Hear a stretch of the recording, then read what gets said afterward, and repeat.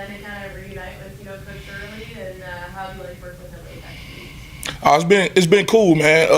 My first coaching job was with Coach Early at Fayetteville High School back in 2012. So I was a senior in an internship, and my internship was with Fayetteville High School that fall, and Early was the D coordinator. So I actually got my start with Coach Early, so it was pretty cool. Coach, did anyone else call you Alfred, or is that Just him. Just him. And even then, over at the university, they called me Big Al.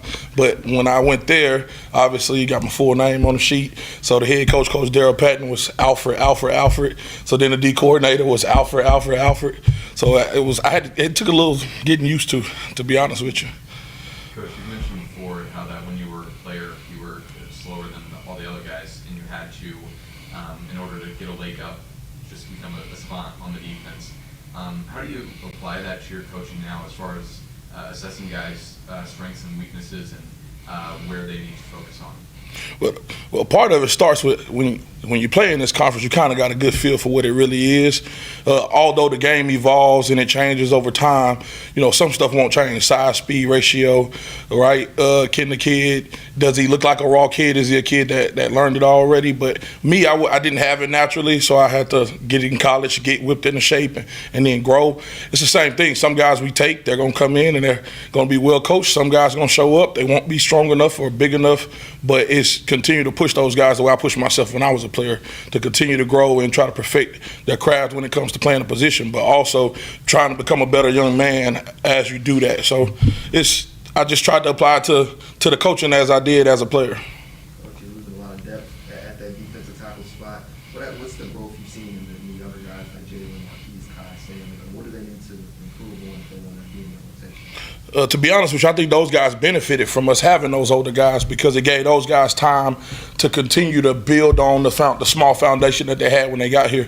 Over time, I think Marquise and Jalen both in the same class, getting here at the same time, two different types of body types, two different kids, but learn from those older guys how to work, right? How to take notes, how to study the film. They get in here with Christian, like this last scrimmage that we just had on Saturday, right? They watched that with Christian on Sunday. That's growth. Marquise wouldn't have did that 2 years ago. Jalen wouldn't have did that 2 years ago.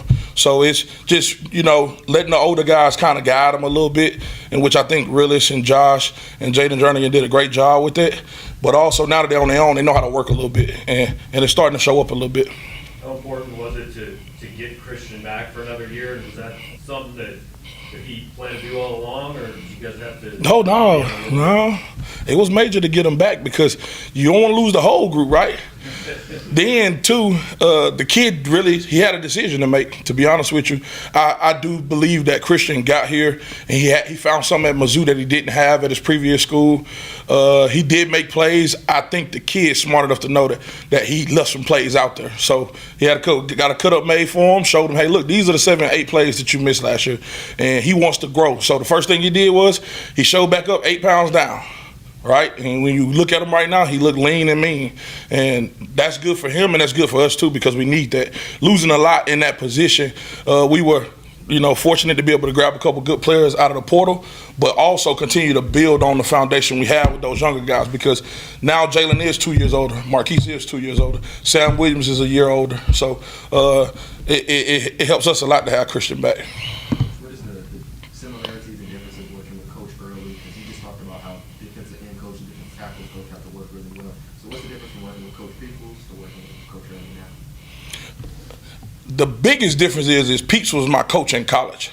So I come from the same tree as Coach Peoples, so a lot of the same words and lingo and all that stuff, that won't change. What the difference between the two is I do think both of them are elite pass rush coaches, and I got lucky. I got to work with both of them, so I get to learn all of it. You see what I'm saying? But I think the biggest difference is the way they teach pass rush. Outside of that, my relationship with both of the guys is pretty similar. I look at Peeps a little bit more like a father figure than I would Early. But this whole time, if you go back and look at the Houston roster, you'll see that Coach Early signed like 5 of my kids from Hutch.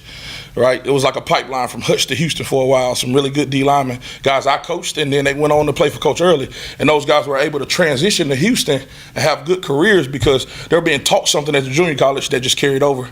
So it was a little different. It sounded a little different, came from a different person, but they could tell, they could relate to that guy. They could tell that guy had been around me and I had been around him. What have you seen in the early days of camp, the guy like Chris McClellan? I think he's a big athlete that moves extremely well. The style defense is a little different, so he has to get adjusted with his stance changing, playing a little bit more single gap stuff. They were in that 3-4 where he was always, a 0 or a 4 out here. He's going to play all along the line, but his movement skills are great. He got some stuff that he need to continue to work on, but it's been good having him around again because we're trying to replace a lot of depth. It's kind of the same thing with Sterling Webb from New Mexico State. Kind of came on the radar a little bit later, maybe. But what can you tell us about him? Yeah, I love Sterling. Real good kid. Yes sir, no sir guy, works extremely hard. He's a young guy that has some experience at a early age out at New Mexico. Here, we didn't have those guys. Like all our guys that played were the older guys. Our young guys didn't get that same experience. So where he helps us is he bridges a gap between the Christian class and then the Jalen Marshall and Marquise class. So it was really good for us to be able to bring that kid back home because he's from St. Louis. And two, on film, you can see he played in the Auburn game last year. And you see him play against guys that's in this conference, hold his own, get off blocks, and go make plays. So he's going to be an asset for us, that's for sure. Have you seen Christian develop as more of a leader now that he's kind of the main returner? Oh, he was already that. He was already that. When that dog bark, everybody listen. They got to. And it's one of those deals where Christian's earned his respect around here. He's the only kid on the football team that's going to be fully dressed for football practice before we go to position meetings. He's the only kid that you're going to see up here on the off day, right, consistently. Now, some guys come in on Saturday. Most of our team comes in on Saturdays, but who's going to be here on Sunday too? Christian Williams.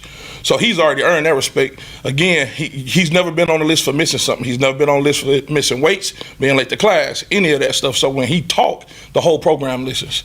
And he earned that way before, those other 3 seniors got out of here and D-Rob is gone. Now, when those guys was here, if Christian said something, they listened too.